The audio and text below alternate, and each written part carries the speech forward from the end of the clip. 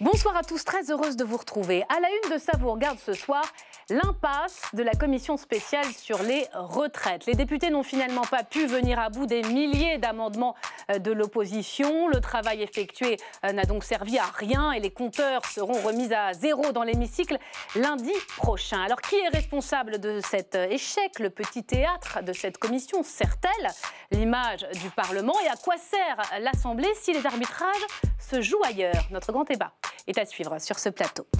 Des enfants influenceurs, ils ont 10 ans à peine et sont déjà des stars du web. Ils testent des jouets, de la nourriture ou encore des bonbons sur Internet. Ces jeunes youtubeurs cumulent des millions de vues sur la toile mais ne sont soumis à aucun cadre légal. La majorité veut changer cela, on en parlera. Et puis, notre grand témoin ce soir vient d'être nommé à l'unanimité juré de l'Académie Goncourt. Il va donc être le premier couvert de la célèbre table de chez Drouan, une place qu'a occupée en son temps une certaine Colette ou un certain Jean Giono, rien que ça. Le philosophe et écrivain Pascal Bruckner est avec nous ce soir. Voilà, vous savez tout. Sans oublier aussi une nouvelle chronique. Qui veut prendre sa place sur la campagne américaine avec François Durper? Ça y est, on y va. #CVR, n'oubliez pas, c'est parti.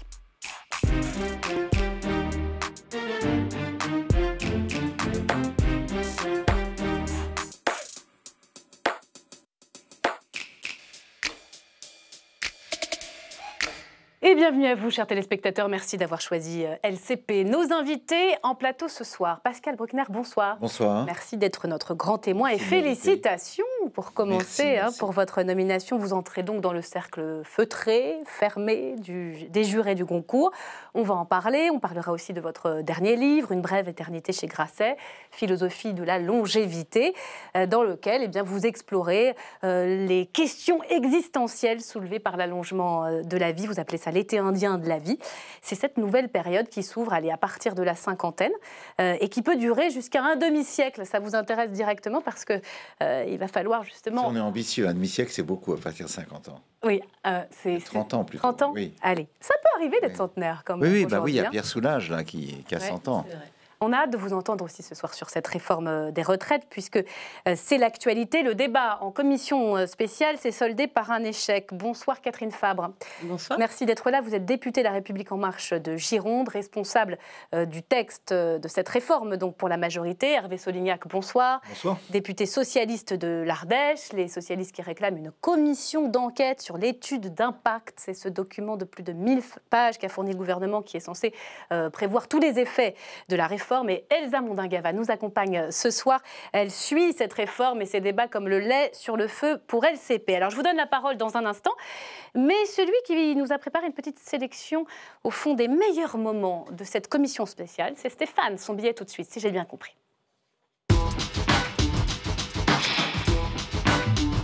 Bonsoir mesdames, bonsoir messieurs, bonsoir Pascal Bruckner. Bonsoir Stéphane.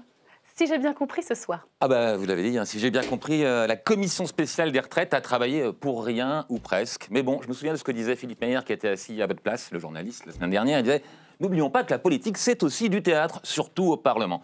Alors, pour ceux qui auraient raté, c'est 75 heures de spectacle passionnante du débat dans la commission spéciale des retraites. Je vous propose un best-of. Donc ça ne ferait sans doute pas un carton d'audience sur TF1, mais ça tombe bien, on est sur LCP. Bon, alors, histoire de rendre les choses un peu plus palpitantes, je vais quand même demander à Pascal de participer un petit peu à cette chronique. Donc, puisque vous entrez au jury Goncourt, Pascal, vous allez devoir élire les meilleurs livres. Là, je vous propose d'élire les meilleures interventions de l'opposition. Donc, j'ai choisi LR, Socialiste et Insoumis. On y va sur les Républicains pour commencer. Qui est nominé? Alors, la prime à l'expérience, J. Carrez, 71 ans, qui est une pointure en matière de budget, rapporteur des finances pendant longtemps. Mais là, il a joué une autre carte, sa carte d'élu local, puisqu'il est élu de Champigny-sur-Marne. On l'écoute. Donc, ce que je voudrais proposer, c'est aux rapporteurs, dans les semaines qui viennent, de venir passer 2 heures place Lénine un vendredi matin à Champigny et qu'on parle ensemble avec nos concitoyens de la valeur d'acquisition, de la valeur de service, de l'âge d'équilibre, du coefficient d'ajustement. Parce que je pense qu'il faudra qu'on soit 2. Je comprends pourquoi vous l'avez choisi. Les Républicains, donc c'est lui. Les socialistes, qui avez-vous nommé? Alors les socialistes, moi j'ai un faible pour Valérie Rabault. C'est-à-dire que quand c'est très très clair quand elle parle, dès qu'elle sort sa calculette, elle trouve une faille dans l'étude d'impact du gouvernement. Mais il y en a un qui connaît très très bien le dossier au-dessus, avec en plus Le sens de la formule, Boris Vallaud. Là, votre réforme, elle porte sur des dizaines et des dizaines, pour pas dire des centaines de points. Je veux dire, s'il s'agissait que d'une réforme de la pénibilité, mais c'est la pénibilité, les carrières longues, vous engagez tous les Françaises et les Français sur 60 ans, il y a des effets de bord dans tous les sens, des transferts, ça va changer le niveau des pensions, le niveau des cotisations, il va y avoir des caisses qui vont demeurer, des caisses qui ne vont pas demeurer. Pendant des décennies, vous allez avoir un doublon entre tous. Des gens qui rentreront dans les carrières au même moment n'ont pas les mêmes niveaux de pension. Enfin, ça va être... Vous savez, on est en train de s'engager dans un truc qui va ressembler un peu au Brexit, quoi. C'est-à-dire qu'une fois que vous l'aurez voté, vous ne saurez plus comment en faire pour vous en sortir. Voilà, rien que ça, boum. Pas mal. Effet Brexit, effet réforme des retraites. Du côté des Insoumis, j'imagine que vous avez retenu Jean-Luc Mélenchon. Alors non, je reconnais Mélenchon, c'est toujours un plaisir. Il parle comme un livre, même quand on n'est pas d'accord avec lui, c'est très très agréable de l'entendre s'exprimer. Mais le plus offensif, c'était quand même Adrien Quatennens, qui a donc, je pense, réussi à faire énerver à peu près l'opposition une fois par heure. Et là, c'est le moment où il a suscité un cri d'indignation générale, dans les camps de la majorité. On l'écoute. En réalité, le macronisme nous fait regretter l'honnêteté de la droite républicaine. Parce que là... Oui, non mais je vais vous le dire. Non mais attendez. Parce que la droite républicaine, elle est pour une mesure d'âge et elle le dit. Elle considère que la solution, c'est effectivement de reculer l'âge de départ à la retraite. C'est un point de désaccord fondamental entre nous, tout le monde l'aura compris, mais au moins elle dit la vérité aux Français sur ce qu'elle souhaite et sur le paramètre sur lequel elle souhaite jouer. C'est l'heure du verdict. Il faut choisir maintenant, Pascal. Quelle a été la meilleure intervention selon vous? Côté opposition, Carrez, Quatennens ou Vallaud? Vallaud est le plus clair et Quatennens est le plus vrai, je pense. Mais ça prouve bien que tout le monde est perdu dans cette... C'est qu'une réforme classique aurait repoussé d'1 an ou 2 l'âge de départ à la retraite. Celui qui le dit le mieux, selon vous, des trois, c'est... C'est Boris Vallaud. Boris Vallaud, donc voilà, a été nominé. Bon, alors, élu, pardon. Les récompenses du côté de la majorité, quelles sont-elles? Bon, là, ça va assez vite, hein, je veux vexer personne, mais il y a quand même un député de la majorité qui est largement au-dessus du lot, c'est Olivier Véran. Donc, quand il parle, ça fait souvent mouche. Et là, c'est un ancien socialiste qui parle à ceux qui sont restés socialistes. On l'écoute. Je vais vous dire une chose.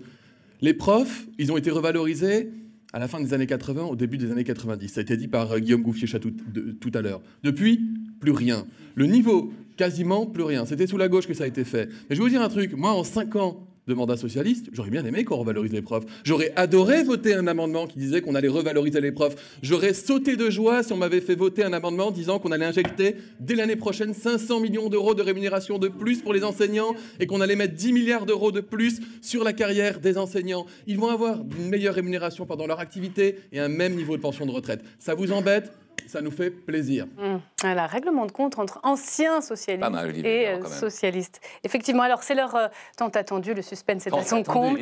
Le CVR d'or de la meilleure prestation de cette commission spéciale. Alors il est là, le CVR d'or. Donc je vous fais passer, attention, un peu de suspense évidemment pendant que ça tourne et que vous remettez l'enveloppe à Pascal. Roulement de tambour.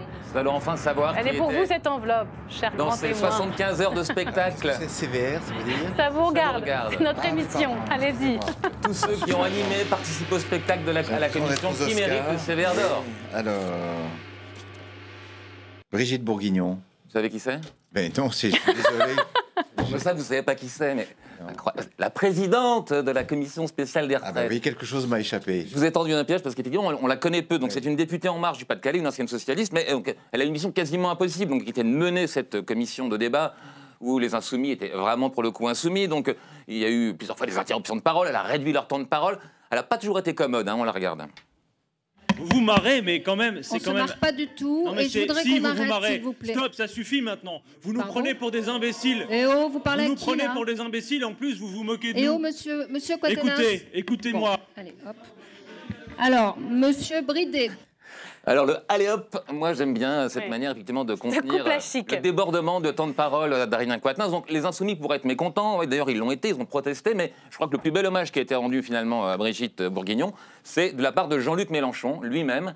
Donc bravo Madame la Présidente, c'est Mélenchon qui le dit. Je suis un vieux parlementaire, comme vous le savez, j'ai assisté à d'autres batailles d'obstruction. J'aime mieux vous dire que ça n'avait pas le niveau que j'ai trouvé dans cette commission. Ce n'est donc pas vraiment ce qu'on peut appeler de l'obstruction. Ça a été un débat. Et la présidente de séance a permis que, d'un amendement à l'autre, on puisse compléter notre opinion. Merci Stéphane. On aura fait notre maximum pour intéresser nos spectateurs. Non mais c'est intéressant d'avoir votre regard. Il y a évidemment un petit théâtre qui s'est installé dans cette commission. Comment vous regardez, le citoyen que vous êtes, tous ces échanges? Est-ce que vous y comprenez quelque chose? Alors très honnêtement, j'ai compris au début. Encore la semaine dernière, j'ai lu 5 pages complètes du Monde sur la réforme des retraites avec des pour et des contre. Là, je décroche un petit peu parce que je m'intéresse à d'autres choses. Mais ça a trop duré, cette réforme des retraites. Ça a commencé en septembre, on est en février. Je pense qu'en juin, on en parlera encore. Il y aura des grèves. Bon, on est en France, donc il faut quelques grèves chaque mois pour épicer un peu le climat. Mais là, je ne comprends pas. Et voilà, je vois... Catherine Fabre. On fasse quelque chose de très simple et que chaque citoyen, avec son cerveau obtus, puisse appréhender sans se noyer dans les débats, les contre-réformes, les propositions, enfin, toutes ces choses. Cet échec de la commission spéciale, bon, il y avait beaucoup d'amendements, on s'y attendait, mais c'est aussi l'échec devant les citoyens qui ont regardé, notamment sur le compte Twitter d'LCP, ces échanges, à vous rendre lisible. C'est quand même triste, non ? Alors déjà, je relativiserai l'échec de la commission. Moi, je pense qu'on a quand même pu travailler, on a quand même eu beaucoup d'heures de débat qui ont permis, et je trouve que les extraits que vous avez montrés montrent aussi qu'on a pu faire passer certains messages sur le fond. Alors, je reprendrai Olivier Véran, qui effectivement est assez bon, mais qui a montré effectivement que ce qu'on proposait aux enseignants, c'était quelque chose qui pouvait être vu comme une opportunité. Donc, on a quand même essayé de faire passer des messages, les uns et les autres. Et ensuite, sur le fond, sur le fait que les Français comprennent ou pas la réforme, je pense qu'il faut revenir aux fondamentaux, les fondamentaux qu'on expose depuis des mois et des mois maintenant, puisqu'en fait, ça fait 2 ans, quelque part, que cette réforme est en préparation. Alors, pourquoi est-ce que c'est compliqué? Je pense que la retraite, d'un côté, c'est anxiogène, et de notre côté, comme on a beaucoup d'ambition avec cette réforme, on veut vraiment... réparer les défauts du système actuel. Et donc, on a pris le temps, on a fait des consultations citoyennes, on a énormément concerté au début, et jusqu'au moment où finalement on a présenté le système cible, jusqu'au moment où Jean-Paul Delevoye a présenté le rapport, je crois que c'était assez clair et assez bien perçu par les gens. Le système cible, c'est-à-dire la réforme, ce qu'on veut mettre en place, le régime universel qu'on veut mettre en place.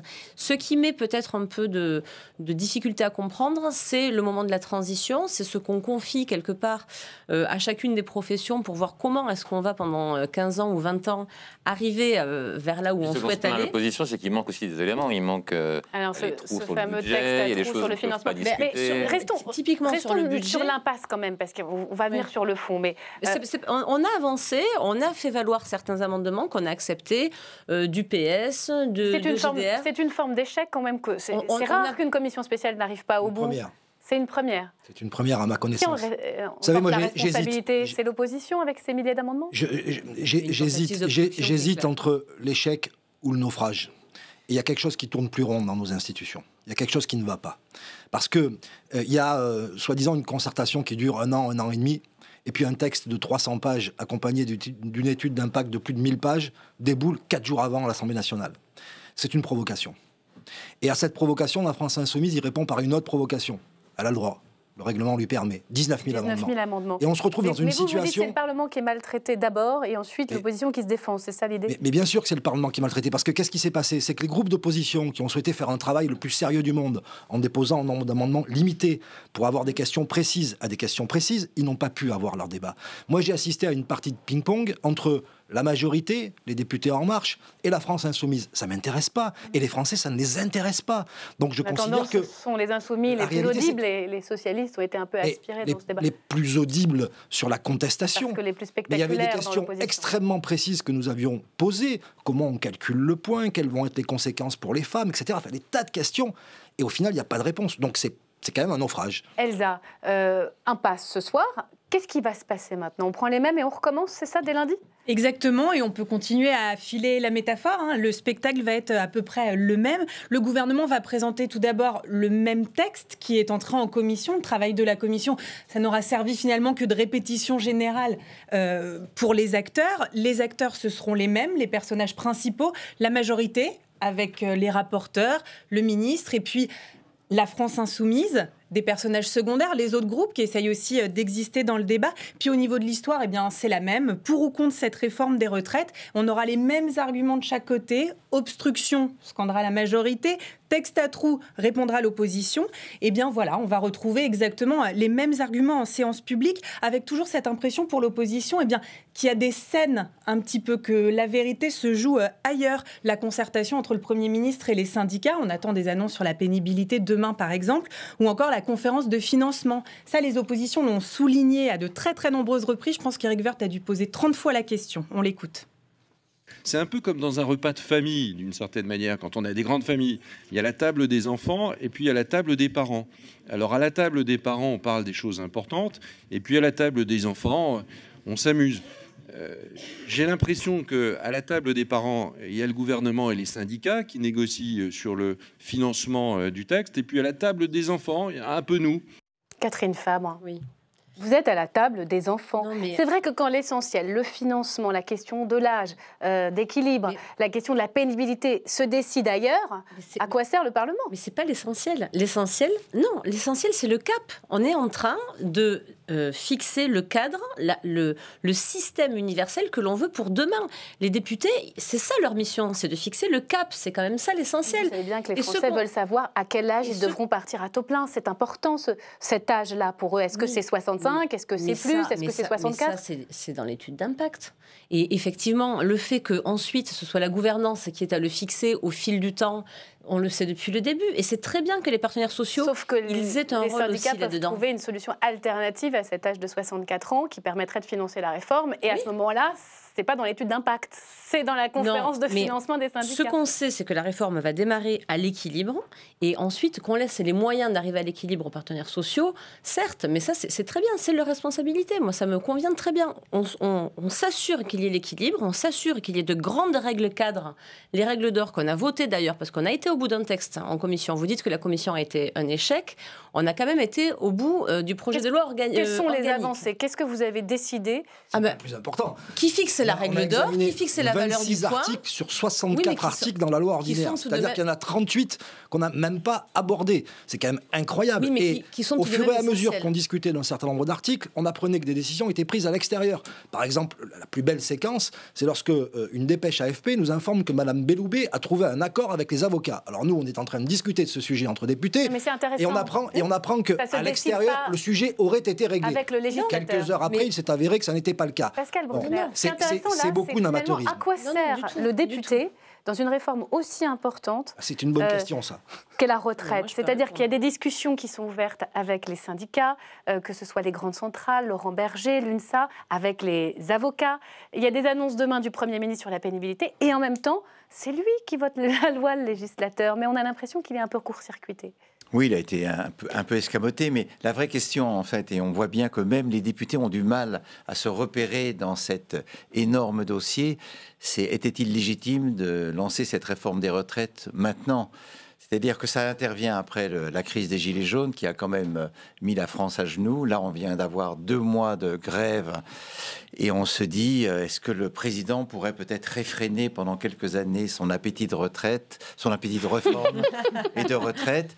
Et est-ce qu'on Je suis pas sûre qu'il attend la retraite impatiemment. Est-ce que le pays pourrait avancer normalement sans qu'on... En même temps, c'était dans son programme. Oui, d'accord, mais c'est le timing. Il y a un moment, il faut aussi savoir se réfréner dans sa... Le tourbillon de réformes, finalement, après le mouvement des Gilets jaunes, les retraites. Moi, je pense que c'était dans son programme. Je pense que les Français attendent une réforme. C'est toujours très difficile de réformer en France, c'est vrai. Mais je pense que les Français nous attendent sur cette réforme. D'autant que vous dites, suite aux Gilets jaunes, mais c'est une réforme qui va justement protéger les plus vulnérables. C'est une réforme qui va augmenter la retraite de près de 30% des 25% de Français les plus vulnérables. Donc c'est vraiment une réforme qu'on doit faire. Qu'on a la responsabilité de faire. Laisser un peu plus de temps, c'était pas envisageable puisque... Ça fait 2 ans qu'on la prépare. Non mais là, on parle du rôle du Parlement, puisqu'on est sur LCP, on trouve qu'on se demande si les députés, finalement, on n'aurait pas mérité d'avoir un peu plus de temps. Qu'est-ce qui l'empêchait? La date des municipales, le calendrier d'Emmanuel Macron Les députés, ça fait 2 ans qu'on prépare la loi. Non, ça fait 2 ans. La commission, on parle du travail de la commission. Mais vous également. Vous n'êtes pas tout seul à l'Assemblée En Marche, vous le savez. Mais pourquoi regardez contre la montre? En fait, Jean-Paul Delevoye auriez pu continuer après les élections. Depuis juillet, vous savez exactement le système cible qu'on porte. Et ensuite, les questions de transition transition, ce sont des questions que depuis le début, on dit qu'on souhaite donner aux mains justement des personnes concernées. Donc moi, je n'ai pas de problème avec le fait que les éléments d'avocats... Un autre exemple de la précipitation. D'ailleurs, le Conseil d'État en parle. À votre place, il y avait Alexis Corbière il y a quelques jours qui disait « Je viens d'arriver avec cette étude d'impact qui fait 1000 pages. » C'est spectaculaire, c'est un gros pavé de 1500 pages. Comment voulez-vous qu'on arrive à ingurgiter ça en si peu de temps? Ça, c'est un argument qui vaut pour tous les députés, quels que soient les partis politiques. Ben alors écoutez, moi je l'ai eu, l'étude d'impact, et honnêtement... Vous avez réussi à la lire? Oui. Bien sûr. Non, mais sérieusement. Non, pas sérieusement. Là, vous mais nous, bien sûr. Là, vous nous menez en bateau, ma chère collègue. Parce que vous ne lisez pas sérieusement 1029 pages qui supposent par ailleurs qu'on se fasse accompagner par des experts pour nous éclairer sur tous les tableaux que vous avez fournis. L'étude d'impact, elle est quand même assez facile à lire. Alors justement, il y a un certain nombre de tableaux avec des titres et on la parcourt très vite. Je voudrais savoir, Elsa, justement, 4 ou 5 jours, c'est réglé. Quelques points, et vraiment pas tout, parce qu'on n'a pas assez de temps ce soir.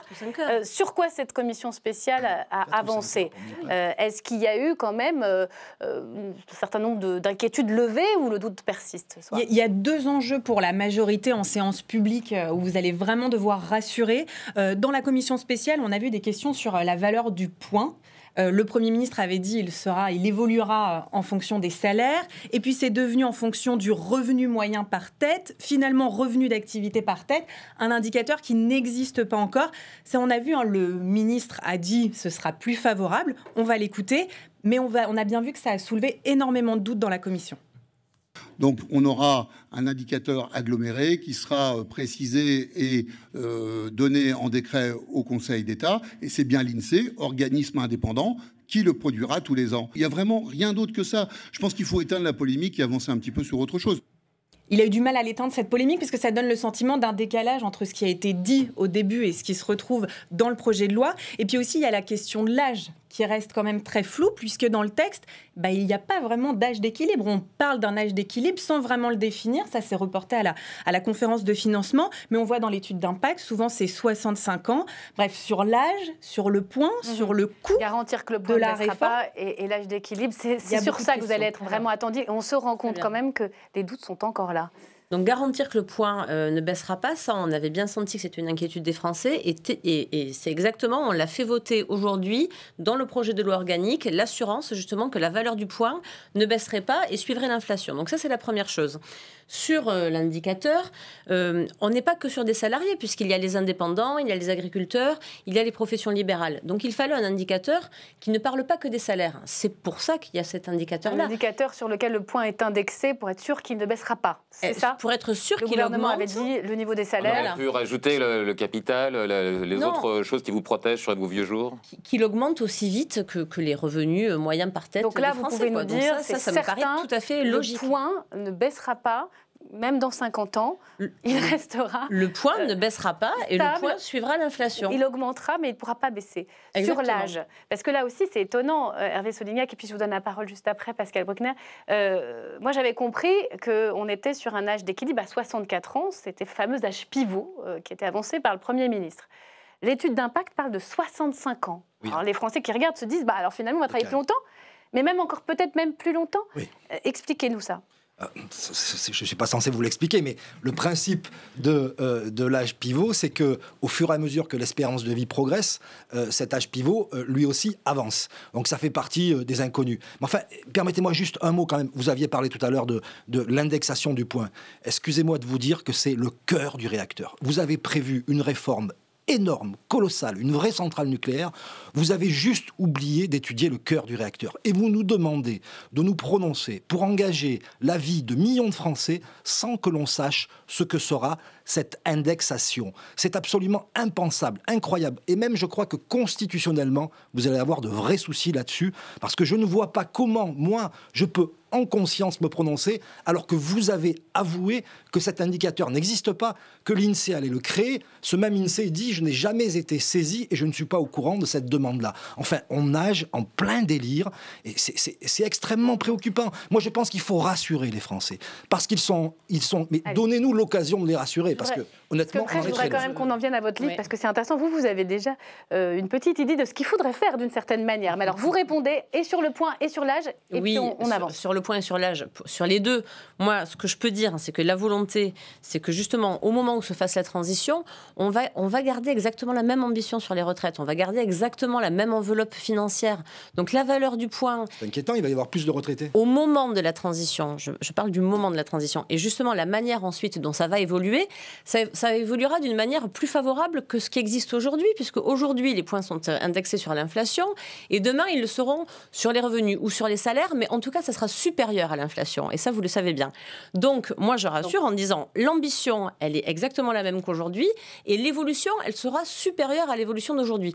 Sur l'âge, en revanche, il faudra attendre, parce qu'on ne sait pas ce que va décider. Et sur l'âge, ce qu'on assume très bien, c'est de dire que effectivement, plus l'espérance de vie augmente, plus il faudra que les Français travaillent. Et ça me paraît assez logique. Et c'est la responsabilité qu'on doit à nos enfants et aux générations futures.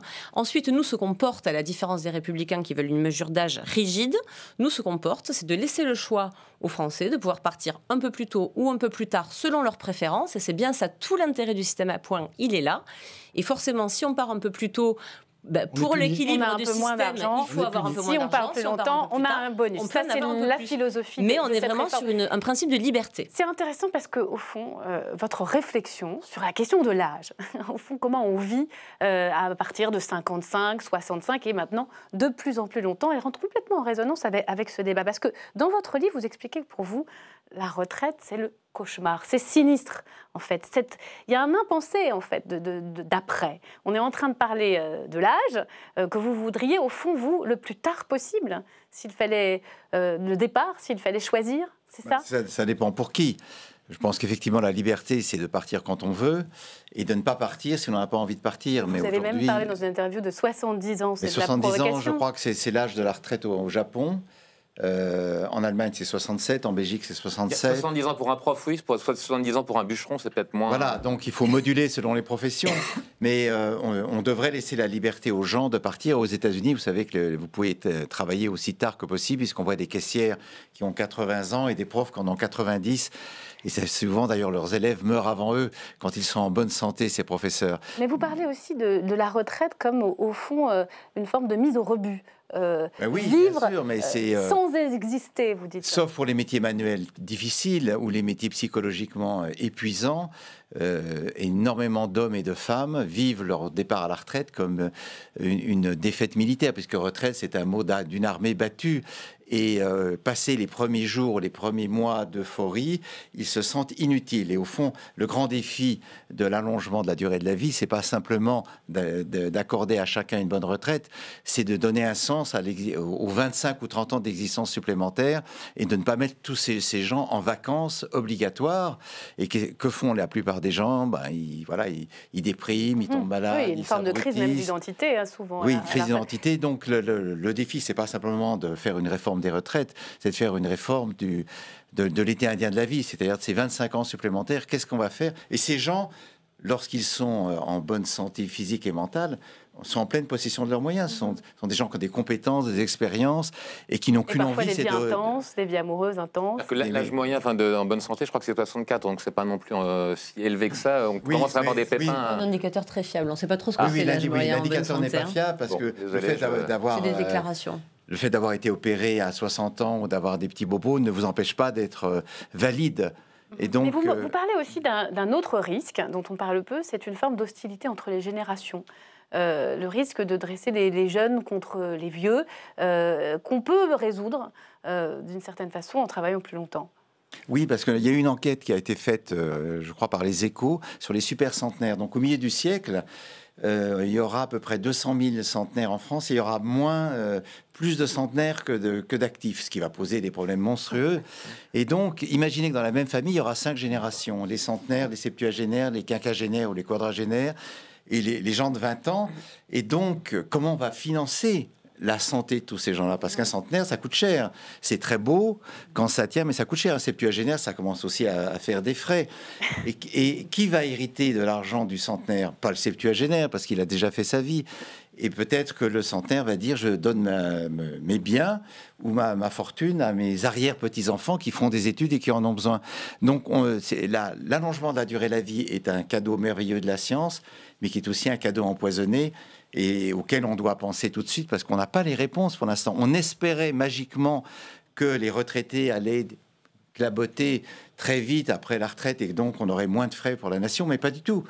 Pas du tout. Ils tiennent, ils s'accrochent. C'est sûr que vous parlez de l'été indien, mais il y a un moment où justement, quand le soleil se couche, les fins de vie peuvent être au contraire très pénibles, très difficiles, et l'allongement de la durée de la vie, il y a un moment où ça... Et on se pose même la question. Vieillesse, oui, la grande vieillesse, mais la grande vieillesse est reculée. On parle des centenaires, donc quand on parle des centenaires, en tout cas, je renvoie à votre livre qui est formidable. On va continuer à en parler. Une brève éternité, philosophie de la longévité chez Grasset. Peut-être vous saisirez-vous de ce débat, au fond, sur voilà, cette phase de la vie où on veut continuer à être actif. Qui n'est plus un déclin. Et qui n'est plus un déclin, puisque tout le monde c'est très différent. C'est certainement le défi de la société pour les 2 décennies qui arrivent. Exactement. Merci beaucoup d'être venu sur le plateau d'LCP. Elsa, vous continuez à suivre ça. On se retrouve lundi. C'est l'heure d'accueillir François Durper pour une nouvelle rubrique. Avant cela, on va écouter certains Pete Buttigieg. Vous vous souvenez, c'était la surprise de la primaire dans l'Iowa. Cette fois, il s'est incliné face à Bernie Sanders dans le New Hampshire. Écoutez-le féliciter son aîné avant d'accueillir François. J'admirais le sénateur Sanders quand j'étais au lycée. Je le respecte encore beaucoup aujourd'hui et je le félicite pour ses bons résultats ce soir. Vous avez été si nombreux à voter, des démocrates purs et durs, des indépendants qui ne veulent pas rester sur la touche, et même quelques nouveaux ex-républicains prêts à voter pour quelque chose de nouveau. Et cette chronique, elle s'appelle « Qui veut prendre sa place ?» et elle est signée François Durper. C'est parti.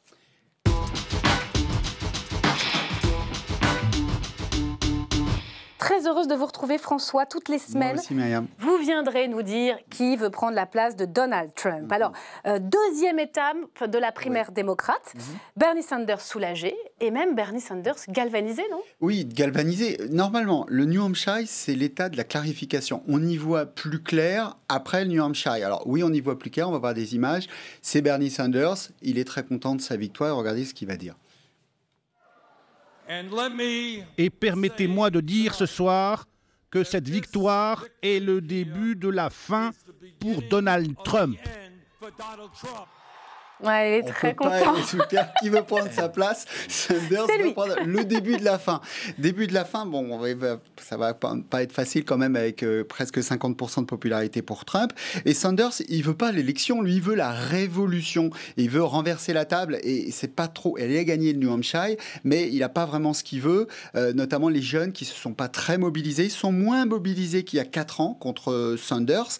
Et le problème, c'est qu'on a Sanders qui s'affirme, mais face à lui, on ne sait pas, on n'a pas encore le duel. Mais vous vous rappelez, il y a 4 ans, alors on va regarder un peu les duels possibles. Le premier duel possible, c'est Sanders contre, et vous allez le voir tout de suite, c'est Buttigieg. Maintenant, vous connaissez son nom et vous connaissez son nom et vous connaissez son visage. Alors, il a des capacités, Buttigieg. Il incarne un changement générationnel.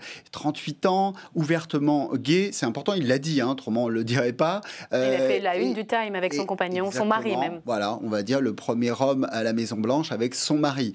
Et surtout, depuis Kennedy, les changements générationnels, on parle beaucoup de génération. C'est important. Deuxième duel possible, mais Buttigieg, il n'a pas la voix des minorités, donc c'est pas encore sûr. Deuxième, c'est Biden, vous allez le reconnaître. Et Biden, il n'a pas encore complètement... Alors, il a fait très mal dans le New Hampshire, il est très très loin. Il a perdu dans l'Iowa, mais on ne peut pas complètement le sortir de la course. Pourquoi?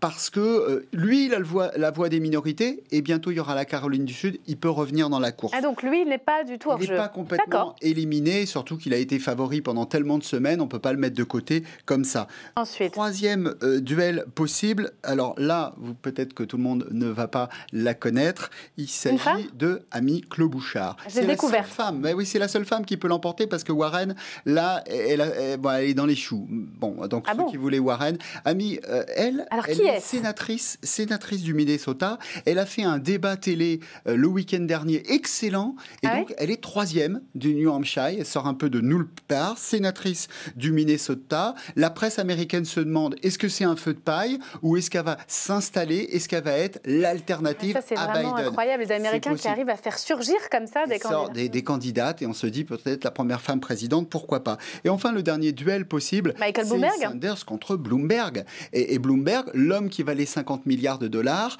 lui investit beaucoup. Lui, il viendra qu'au moment du Super Tuesday, c'est-à-dire le 3 mars prochain. Mais ça peut être aussi un... parce qu'il ne veut pas participer comme tout le monde à toutes les primaires. Il ne respecte pas trop la démocratie américaine, mais pour le coup, ça marche plutôt, sa stratégie, parce que c'est tellement le bazar chez les démocrates qu'il peut arriver comme un sauveur au moment du Super Tuesday. Et puis, il y a un duel, ça c'est le duel des démocrates. Vous voyez, on n'a pas très clairement un duel qui se dégage comme le duel entre Sanders et Clinton, entre Obama et Clinton. On n'a pas ce duel-là. Et on en a un duel qu'on connaît déjà et qui ne fait pas un pli. Regardez, c'est d'un côté Donald Trump et de l'autre côté Bill Weld. Alors Bill Weld, la personne le connaît, évidemment, c'est l'adversaire de Donald Trump dans la primaire républicaine. Dans son camp, les républicains. Et alors, c'est quelqu'un qui déteste Donald Trump. Il a dit, moi, j'aurais voté pour sa destitution, même si je suis républicain. Donald Trump est un raciste enragé. Dès que je suis élu président, je reviens dans l'accord de Paris. Ça veut dire qu'il y aura des débats et avec puis, ce candidat entre Trump et lui non, parce qu'en de fait, primaire républicaine. Non, parce que dans l'Iowa, je vais vous donner le chiffre, 91% pour Donald Trump. Dans le New Hampshire, 85% pour Donald Trump. Donc ça veut dire que la réalité, c'est que Donald Trump, lui, il a perdu d'avance, Bill Weld, et vous n'êtes pas obligé d'apprendre son nom. Et Donald Trump, pendant que les autres font une vraie campagne primaire, lui, il fait une vraie campagne générale, il prend un temps d'avance. C'est-à-dire, en gros, il est comme ce finaliste qui attend l'autre demi-finaliste qui est en train de faire des prolongations et qui est en train de s'épuiser, dépenser toute son énergie dans une campagne. Plus la campagne dure du côté démocrate et plus Donald Trump est sûr d'être réélu.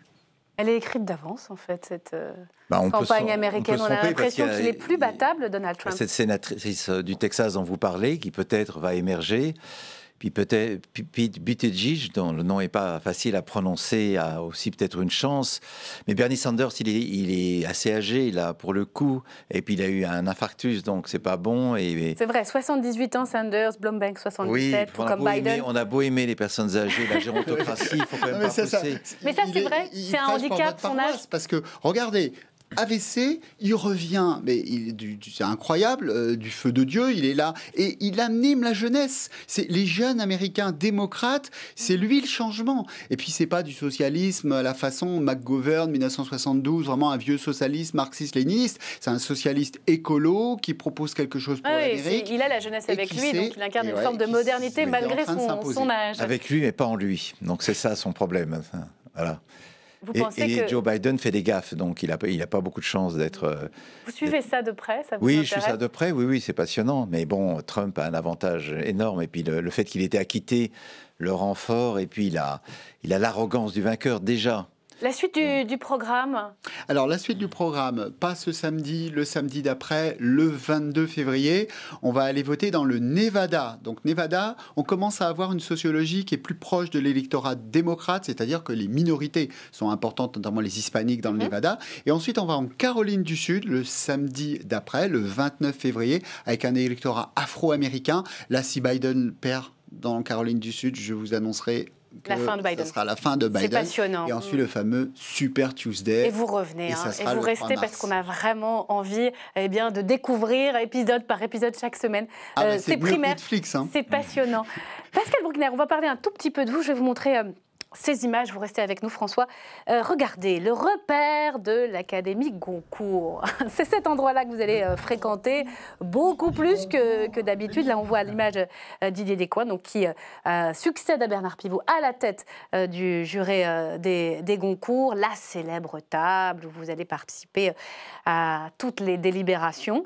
Forêt de caméra. Il y a des codes et il y a des rites chez les Goncourt. D'abord, on imagine que vous êtes heureux. Est-ce que vous y attendiez?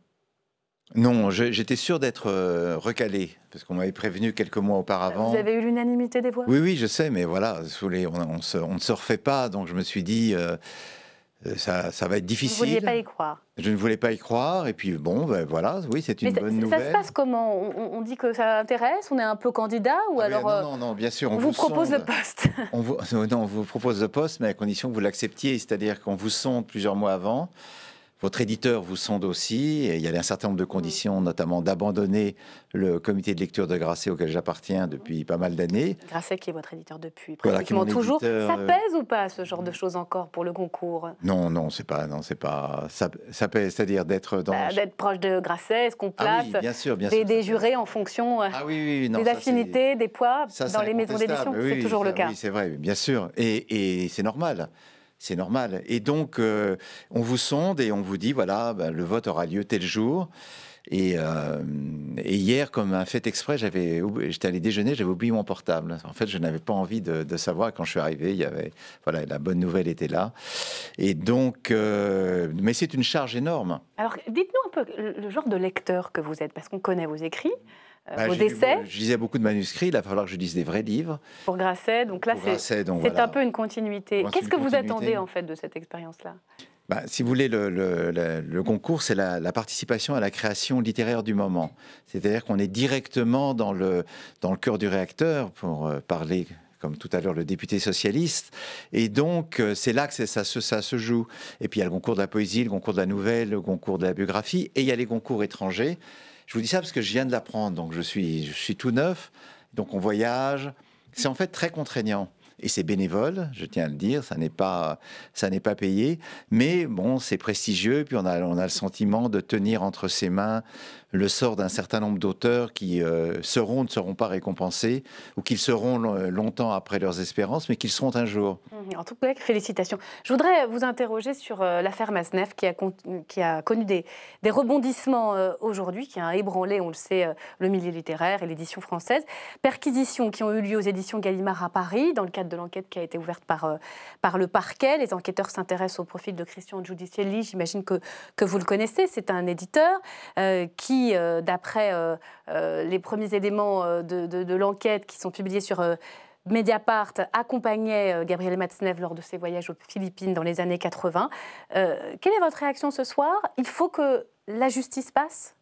On cherche à tout prix des victimes pour que l'accusation ait une consistance. C'est un peu une aversion des... Parce que les faits, dans le cadre du livre de Vanessa Springora, oui, sont prescrits. Mais ce n'est pas la peine d'aller perquisitionner chez Gallimard. Tout est dans les livres de Masneff pour qui voulait les lire. Alors le problème, c'est que Gabriel Masneff était tombé dans l'oubli. Et que paradoxalement, le livre de Vanessa Springora le ressuscite et même l'immortalise, parce que désormais, je pense que ces ouvrages vont se vendre à prix d'or, non pas sur Amazon, parce que j'imagine qu'il va être aussi évacué d'Amazon, mais... Gallimard a décidé de retirer de son catalogue les livres de Gabriel Matzneff. Je trouve pas ça très prestigieux de cracher sur quelqu'un qui est à terre.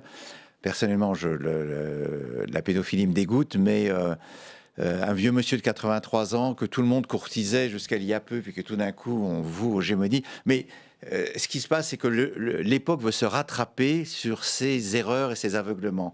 Et donc, on se rattrape rétrospectivement. On désigne, par exemple, Pivot comme complice de Masneff.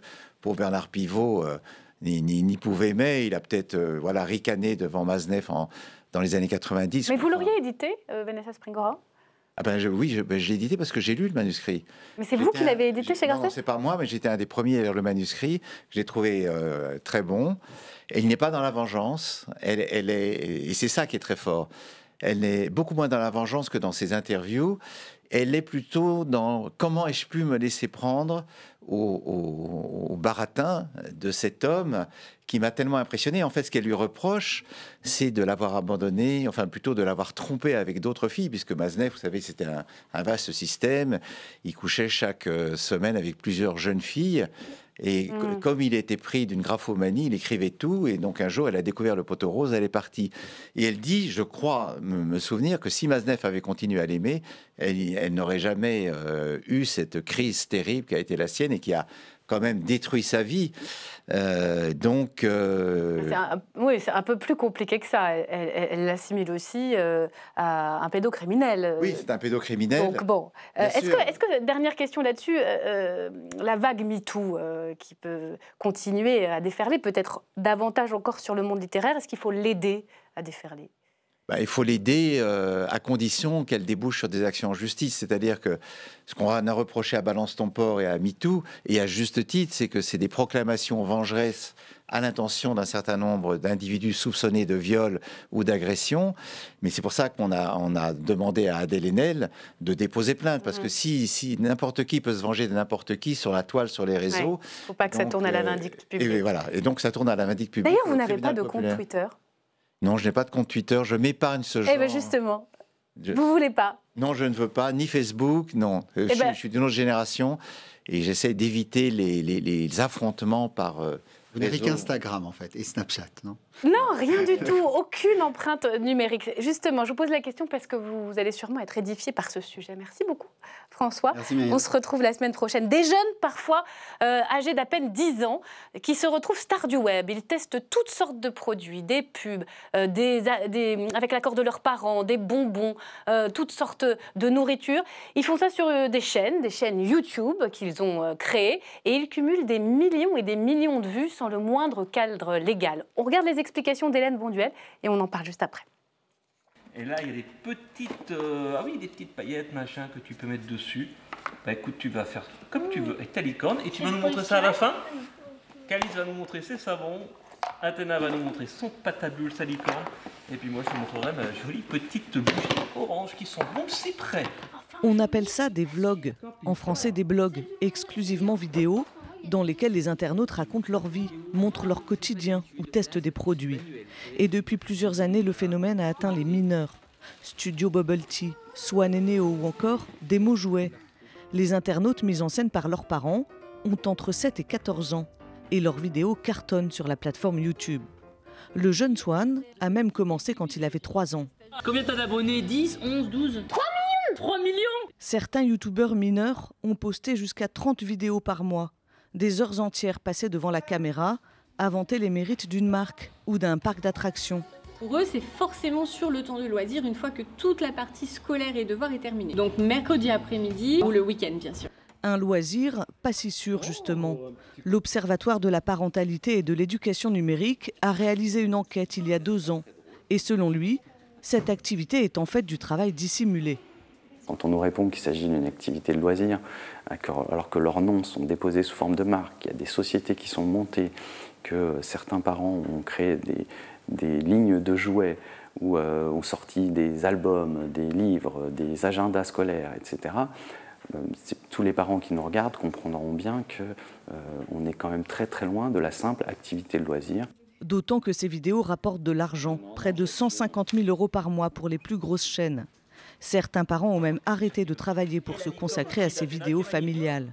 Nous pensons, et c'est ce que dit la loi, qu'il serait souhaitable que ces enfants youtubeurs puissent également avoir un compte en banque à leur nom, sur lesquels sont versés les fonds et qui resteraient bloqués jusqu'à leur majorité.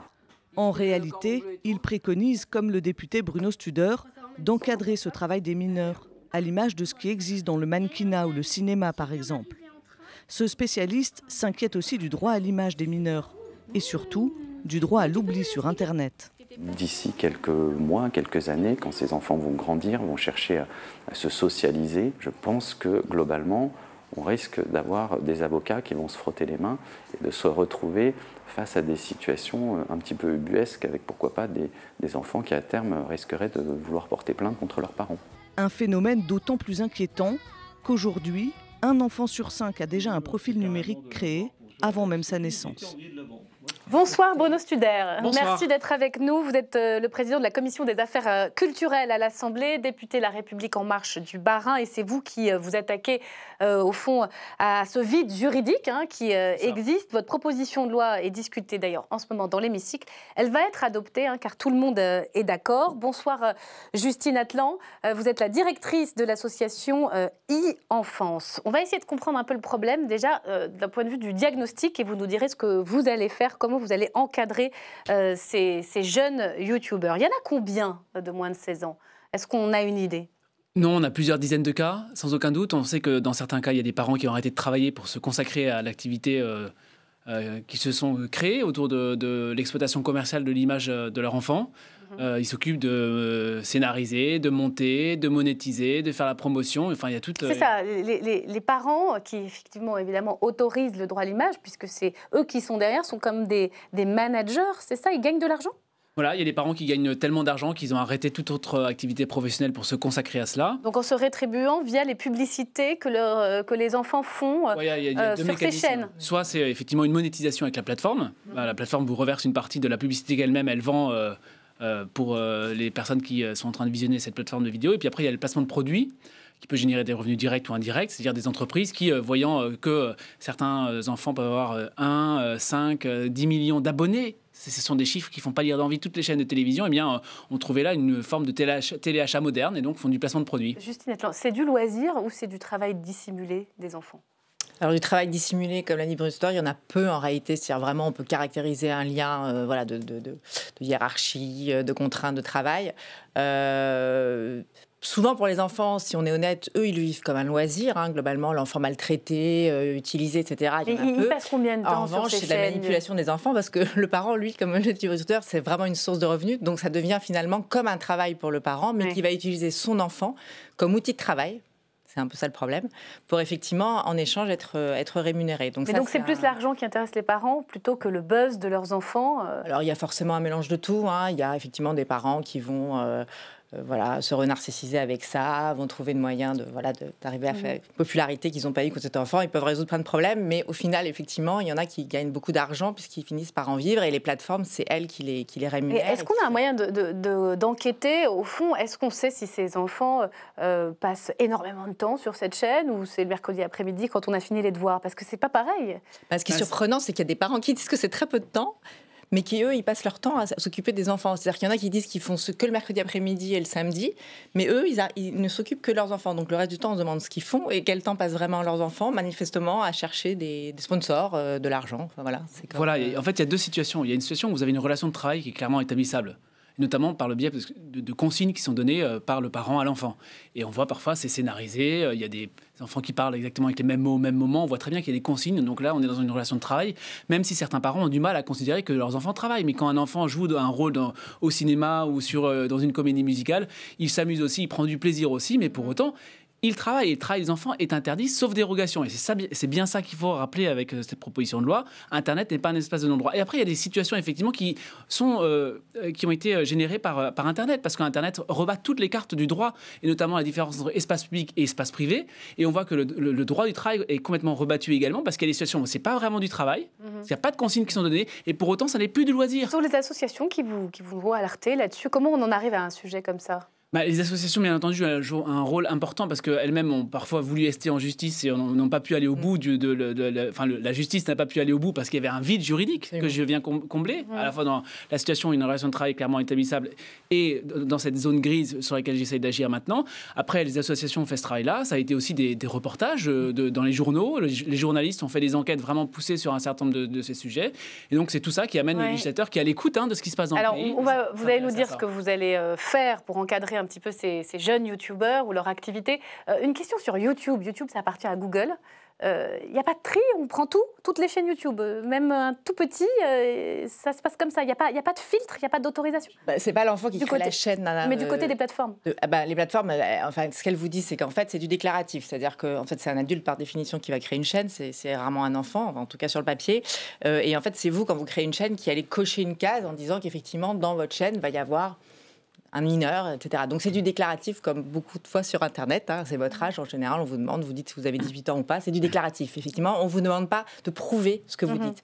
Et puis on est sur Internet, donc après c'est ce qu'on appelle la modération a posteriori. C'est-à-dire qu'alors s'il y a des utilisateurs qui découvrent que votre chaîne, qui par exemple est déclarée comme étant majeure, mais qu'en fait il y a un enfant dedans, c'est l'internaute, quand il est face au contenu, l'utilisateur qui va avoir effectivement la possibilité de signaler et de dire ah ben non, cette vidéo-là, il y a un enfant alors que c'est pas dit, ou il y a beaucoup trop souvent un enfant, etc.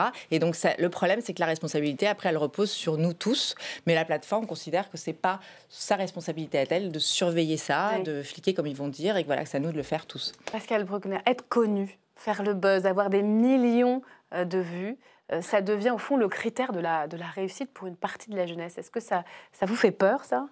Oui, mais ça me rappelle, cette histoire me rappelle un peu le cas de Jordi dans les années 90, qui chantait Dur dur d'être un bébé, et puis qui a vendu des millions d'exemplaires, qui a été très connu, et qui ensuite a fait une grosse dépression, je crois, a fait un procès à ses parents pour le coup.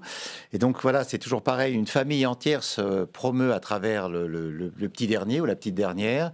Donc il y a une renarcissisation des parents, on devient tout d'un coup une célébrité instantanée, et puis ensuite il y a un effondrement. Donc il faut espérer que les enfants, eux, survivront à ces shows de bonbons. Alors, vous avez 1 minute pour nous donner les solutions que vous allez mettre en place. D'abord, et je veux juste rebondir là-dessus, cette proposition de loi, elle a des dispositions que je vais vous donner tout de suite, mais elle rappelle aussi qu'à la tentation de la viralité, il faut privilégier l'impératif de l'intimité. L'enfant a besoin d'intimité, et ça, il faut se le redire, et cette proposition ne part pas. Donc, la même réglementation que pour les jeunes enfants mannequins ou acteurs, c'est ça ? Enfants acteurs, enfants mannequins, enfants du spectacle, ils ont un régime protecteur, on l'étend, et après, on crée de nouvelles dispositions qui sont très protectrices dans le cas où il n'y a pas une relation de travail claire, comme c'est le cas pour les enfants du spectacle qui sont dans une relation de travail. Donc dans un des articles, on dit qu'il y a une déclaration qui est obligatoire et que les entreprises qui remettraient des sommes d'argent pour du placement de produits sans avoir fait attention à ce que cette déclaration bien été faite, effectivement, soient punissables. Et puis il y a un droit à l'oubli aussi. Et le droit à l'oubli, c'est fondamental. Le droit à l'oubli, c'est à un moment donné, c'est même si on est mineur, la possibilité d'effacer demander son la image. suppression. Voilà, d'une vidéo où on n'a pas envie de se voir, même sans attendre d'avoir 18 ans. Merci à tous les deux. Vous restez avec nous parce qu'on ne va pas se quitter sans Valérie Brochard. Valérie Brochard qui nous raconte quoi ? Qui nous raconte sa journée à l'Assemblée. Elle est où ce soir, Valérie ? Exceptionnellement, Myriam, ma journée à l'Assemblée s'est plutôt déroulée hier soir à l'Élysée. Je viens vous raconter ça tout de suite. Bonsoir Valérie. Alors, que s'est-il passé à l'Élysée hier soir ? Alors que les députés, Myriam, étaient installés hier soir en commission ici à l'Assemblée pour l'examen du texte sur les retraites, Sébastien Jumel, un élu communiste, s'est inquiété du planning de ses camarades LREM. Regardez. Un point d'agenda, je voudrais savoir à quelle heure on doit vous libérer pour la séance de calinothérapie, parce que vous ne semblez pas avoir bonne mine. Ma grand-mère disait vous faites peine à voir, donc je voudrais savoir à quelle heure on vous libère. Voilà, ça vous fait sourire, mais vous avez bien entendu, une séance de calinothérapie, Myriam, était organisée à l'Élysée par le maître shiatsu Emmanuel Macron.